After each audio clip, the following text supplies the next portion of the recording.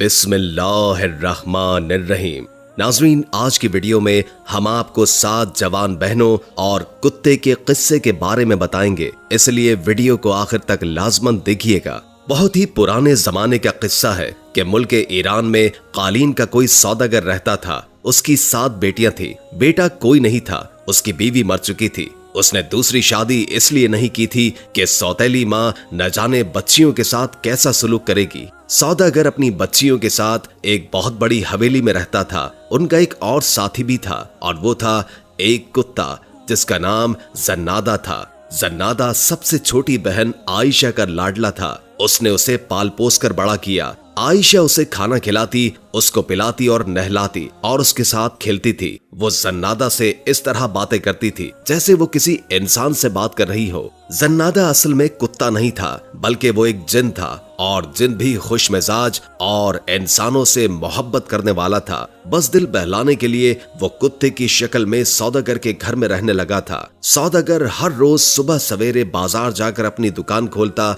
कालीन बाहर निकालता और सजा कर रख देता। दोपहर को खाना खाने के लिए घर आता था और फिर दुकान पर चला जाता और शाम तक दुकान पर ही मसरूफ रहता था। उसकी जिंदगी इसी तरीके से गुजर रही थी। एक रोज दुकान से वापसी पर वो मस्जिद के सामने से गुजर रहा था कि उसे एक आवाज सुनाई दी। ऐ मुसलमानों, खुदा को याद करो, सिर्फ वही भरोसे के काबिल है। ऐ गुनाहगारों, खुदा सब कुछ देखता है, उसी की तारीफ करो। याद रखो कि हज करना हर मालदार मुसलमान पर फर्ज है। आप में से जो भी खुदा का घर देखना चाहता है, रसूल अल्लाह सल्लल्लाहु अलैहि वसल्लम के रोजे की जियारत करना चाहता है, उसको इत्तला दी जाती है कि हाथियों का काफिला इस महीने की 5 तारीख को रवाना होगा। सौदागर ने ये मनादी सुनी तो उसके दिल में ये तमन्ना पैदा हुई कि वो भी हज के लिए जाएगा। उसने पक्का इरादा कर लिया कि वो इस साल मक्के जरूर जाएगा और खुदा के घर में हाजिरी जरूर देगा। वो जल्दी जल्दी घर पहुंचा और बेटियों से कहा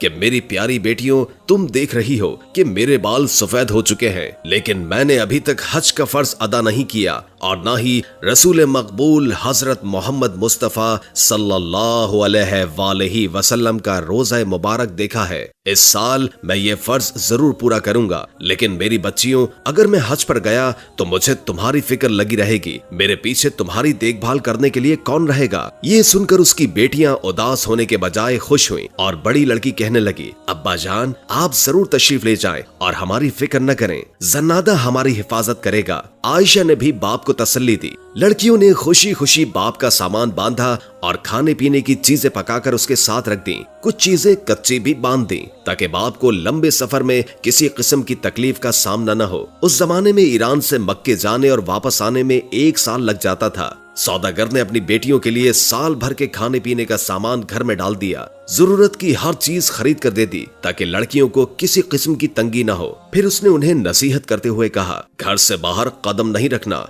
कोई भी आए दरवाजा हरगिज नहीं खोलना। जब तक आप नहीं आएंगे हम दरवाजा नहीं खोलेंगे। लड़कियों ने अपने बाप से वादा किया। सौदागर ने बेटियों को गले लगाकर उनको प्यार किया और फिर उन्हें खुदा के हवाले करके हज पर रवाना हुआ। उसे यकीन था कि जन्नादा की मौजूदगी में घर के अंदर दाखिल होने की कोई भी जुर्रत नहीं करेगा। लड़कियों ने दरवाजे को अच्छी तरह बंद किया और हवेली में आराम से रहने लगी। जन्नादा उनके साथ था। वो सारा दिन सहन में उनके साथ खेलता था और रात को आयशा के पास सो जाता। कई हफ्ते इसी तरह गुजर गए। एक दिन दरवाजे पर जोर जोर से 3 बार दस्तक हुई। फिर एक औरत की आवाज आई, दरवाजा खोलो। सातों बहनें दरवाजे के पास जमा हो गईं और पूछा कि कौन है आप? बाहर खड़ी औरत बड़ी नरमी से बोली, प्यारी भांजियों, मैं तुम्हारी खाला हूँ, तुम्हारी अम्मी की सगी बहन। आयशा ने फौरन कहा, मेरे ख्याल से आपको गलत फहमी हुई है बड़ी बी, हमारी तो कोई खाला नहीं। हमारी अम्मी जान हमारे अब्बा जान की तरह अपने माँ बाप की अकलौती बेटी हैं, इसलिए हमारी ना तो कोई खाला है और ना ही कोई मामू। अब्बा जान के सिवा हमारा कोई रिश्तेदार नहीं, अलबत्ता खुदा है जो सबका है। अहमक लड़की, औरत ने बाहर से जवाब दिया, तुम तो उस वक्त पैदा भी नहीं हुई थी जब मेरी शादी हुई और मैं अपने माँ बाप का घर छोड़कर परदेश में चली गई। बड़ी प्यारी बच्चियां हो तुम, शाबाश, दरवाजा खोलो। देखो बहुत देर हो गई है और बाहर इतनी तेज धूप है कि मेरा भेजा पिघल रहा है। कोई साया भी नहीं है कि इसके नीचे खड़ी हो जाऊं। बड़ी अच्छी हो तुम, जल्दी से दरवाजा खोलो। थोड़ी देर आराम करके तुम्हें मजे मजे की कहानियां सुनाऊंगी, दूसरे मुल्कों के बारे में बताऊंगी, तुम्हारी अम्मी और नानी के बारे में बताऊंगी। बहनों ने एक दूसरे की तरफ देखा और फिर मशवरा करने लगी। नहीं, हरगिज नहीं, आयशा ने कहा, खुदा के वास्ते दरवाजा न खोलना। मुझे यकीन है कि ये औरत हमारी खाला नहीं है। अगर ये सचमुच हमारी खाला है तो भी हमें दरवाजा नहीं खोलना चाहिए, क्योंकि अब्बा जान ने सख्ती से मना किया था। और आप ये भी जानती हैं कि जो अपने माँ बाप का कहना नहीं मानते वो बड़े बदनसीब होते हैं। जन्नादा पास ही खड़ा था, वो एकदम भौंकने लगा। यानी मैं जन्नादा हूँ, आप सबका रखवाला हूँ। जो कोई भी आपको नुकसान पहुँचाएगा मैं उसकी बोटियां कर दूंगा। कुत्ते की आवाज सुनकर नकली खाला वहां से खिसकती हुई बोली, कितनी गंदी बू आ रही है इस कुत्ते से। जन्नादा जिन था, इसलिए वो बुढ़िया की आवाज से ही समझ गया कि वो कौन है। असल में वो चुड़ैल थी। जन्नादा को मालूम था कि वो बच्चियों को खाने के लिए आई है, और चुड़ैल भी ये जानती थी कि जब तक ये जिन बच्चियों की निगरानी कर रहा है वो उन्हें नहीं खा सकती, क्योंकि कुत्ते जिन, भूतों और चुड़ैलों के जानी दुश्मन होते हैं। सारी रात चुड़ैल घर के इर्द गिर्द मंडलाती रही। रात के वक्त वो अपनी असली शक्ल में घूम रही थी। लंबे लंबे तेज दांत, बाल ऐसे कि जैसे सांप कुंडली मारे बैठा हो। वो जोर जोर से चीख रही थी, इस घर में 7 छोटी छोटी लड़कियां हैं, कल मैं इन सबको चट कर जाऊंगी। कुत्ता सारी रात भौंकता रहा। मैं भी जन्नादा हूँ, इन बच्चियों का रखवाला हूँ, इनका तू बाल भी बीका नहीं कर सकती। अगले दिन फिर चुड़ैल औरत के भेष में आई और दरवाजा खटखटा कर बोली, प्यारी भांजियों, दरवाजा खोलो, मैं तुम्हें देखकर आंखों को ठंडा करूंगी। मेरी मरी हुई बहन की निशानी हो तुम। देखो, मैं तुम्हारे लिए देश देश के तोहफे लाई हूँ। जब चुड़ैल ने ये कहा तो बाकी 6 बहनें दरवाजा खोलने के लिए दौड़ी। नाना, आयशा ने चीख कर कहा, हमने अब्बा जान से वादा किया था कि उस वक्त तक दरवाजा नहीं खोलेंगे जब तक कि वो खुद ना आए। और फिर हमारा कुत्ता जन्नादा सारी रात भौंकता रहा है। वो हमें बता रहा था कि ये औरत एक चुड़ैल है। आयशा ने अपनी बहनों को बहुत मना किया, उनको बहुत रोका, लेकिन बहनों ने गुस्से से उसे परे धकेल लिया और बुरा भला कहने लगी, तुम तो बेवकूफ हो, तुम और तुम्हारा कुत्ता दोनों। हमारी खाला आई है और हम दरवाजा न खोलें? वाह, फर्ज करो वो सचमुच की खाला नहीं है तो क्या फर्क पड़ेगा? ऐसी नरम दिल बुढ़िया हमारा क्या बिगाड़ सकती है? वो हमारे लिए तोहफे लेकर आई है, वो हमें मजे मजे की कहानियां सुनाएगी। आयशा फिर भी न मानी और बहनों का रास्ता रोक कर बोली, नहीं नहीं, मैं दरवाजा नहीं खोलने दूंगी। लेकिन बहनों ने कुछ भी परवाह नहीं की और 2-3 थप्पड़ मारकर उसे परे धकेल दिया और फिर दरवाजे की चौखट खोल दी। खालाजान तशरीफ लाइए। मगर रास्ते में जन्नादा खड़ा था। वो गुस्से के मारे जोर जोर से भौंक रहा था। वो चुड़ैल उसके डर से आगे न बढ़ी और वहीं खड़े खड़े हाथ फैलाकर बोली, बेटी, इस कुत्ते की बदबू से तो दिमाग उड़ता जा रहा है। जब तक इसे जान से नहीं मार दूंगी मैं अंदर नहीं आऊंगी। बड़ी बहनों ने उसी वक्त कुत्ते को पकड़ा और गला घोंटकर मार डाला। आयशा बेचारी बहुत रोई, बहुत चिल्लाई, बहुत मना किया, लेकिन बहनों ने एक भी न सुनी।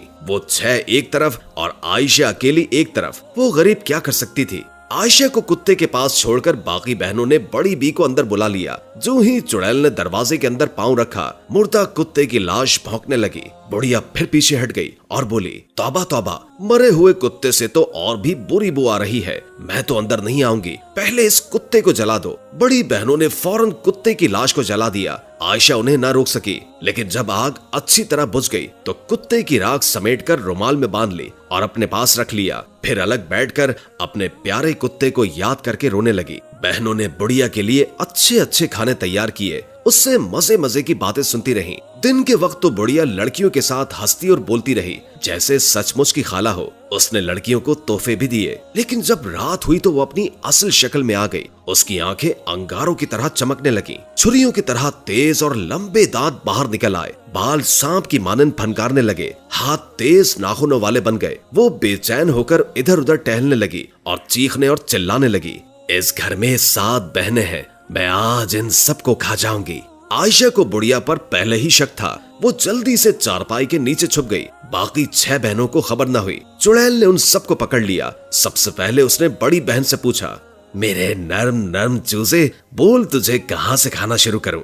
मेरे सर से खाना शुरू करो। क्योंकि उस अहमक ने आयशा की बात न समझी। बड़ी बहन ने जवाब दिया। बुढ़िया ने मजे लेकर बड़ी बहन को खाया। फिर इससे छोटी बहन के पास गई और बोली, मेरे नर्म नर्म चूजे, बोल तुझे कहाँ से खाना शुरू करूं? पहले मेरे अहमक हाथों को खाओ, क्योंकि उनसे मैंने आयशा को मारा था। दूसरी बहन ने जवाब दिया। चुड़ैल उसके हाथों की हड्डियां चबाने लगी। जब सारी लड़की उसके पेट में चली गई तो उसने तीसरी लड़की से पूछा। लड़की ने जवाब दिया, पहले मेरे कानों को खाओ, क्योंकि उन्होंने आयशा की एक न सुनी।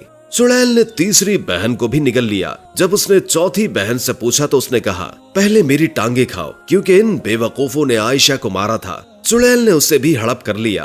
पांचवी बहन ने कहा कि पहले मेरा मुंह खाओ। जब आयशा मुझे दरवाजा खोलने से रोक रही थी तो उसे ये बुरा भला कह रहा था। चुड़ैल ने उसे भी चट कर लिया। अब उसने छठी बहन से पूछा तो वो बोली, पहले मेरी आंखें खाओ। उन्होंने ये नहीं देखा कि आयशा दरवाजा खोलने से क्यों मना कर रही है। चुड़ैल उसको भी हड़प कर गई। अब वो सातवीं बहन की तलाश में इधर उधर देखने लगी। हर कमरे में गई, सहन में ढूंढा। आखिर उसको मालूम हो गया कि आयशा चारपाई के नीचे छुपी हुई है। मुझसे बचकर कहाँ जाएगी? बोल तुझे पहले कहाँ से खाऊं? आयशा मुंह से एक लफ्ज न बोली। उसने चुपके से पोटली निकाली जिसमें जन्नादा की राख थी। उसने पोटली चुड़ैल के मुंह पर दे मारी। ऐसा लगता था जैसे राख का हर जर्रा जन्नादा बन गया और भौंक भौंक कर कह रहा है कि मैं जन्नादा हूँ, इन लड़कियों का रखवाला। जो कोई ने नुकसान पहुंचाएगा मैं उसकी बोटियां नोच लूंगा। चुड़ैल डर के मारे दरवाजे की तरफ भागी। वो चीख रही थी, मुझे जाने दो, मुझे जाने दो, ये कुत्ता मुझे मार डालेगा।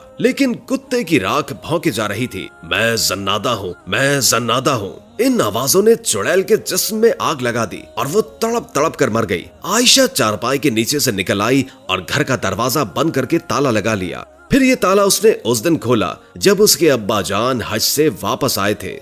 उम्मीद है कि आज की वीडियो आपको अच्छी लगी होगी। अगर वीडियो अच्छी लगी हो तो लाइक करके हमारे चैनल को सब्सक्राइब कर दें और कमेंट बॉक्स में कमेंट करके अपनी आरा से भी आगाह करें और बेल आइकॉन को क्लिक कर दें ताकि हमारी नई आने वाली वीडियोस का आपको पता चलता रहे। अगर जिंदगी रही तो एक और वीडियो के साथ इंशाअल्लाह हाजिर होंगे। अभी हमें इजाजत दीजिए। अल्लाह हाफिज।